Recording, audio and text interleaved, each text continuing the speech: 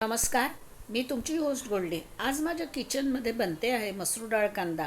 झटपट होणारी पाहुण्यांसाठीची ही रेसिपी आहे. त्यासाठी मसूर डाळ अर्धा तास भिजत घातली आणि कढईत थोडं तेल जास्त घातले 3 चमचे. या तेलात आता आपण मोहरी घालून घेऊया.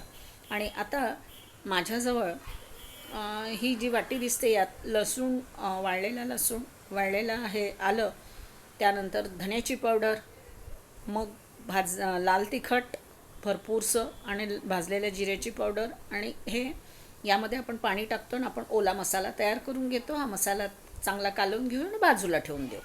आता यामध्ये मी कढीपत्ता टाकला आहे, हळद टाकली, हिंग टाकला, त्यानंतर कांदा टाकला आणि आता टोमॅटो पण टाकला. कांदा टोमॅटो टाकून छान परतून घेऊया. कांदा ट्रान्सलुसंट करू. टोमॅटो नरम होण्यासाठी आपण मीठ टाकतो आहे त्याच्यामध्ये.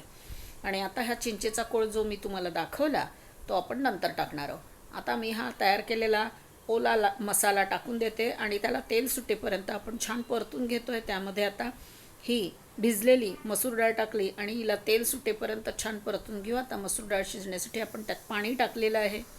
त्याच्यावर आपण आता झाकण ठेवलं आहे आणि त्याला छान असं मस्तपैकी त्याला चव येण्यासाठी चिंचेचा कोळ टाकून तयार झालेली मसूर डाळ डिशमध्ये काढली. त्यावर कोथिंबीर, ओला नारळ काढला आणि जवसाची चटणी आणि पराठ्याबरोबरही ठेवली.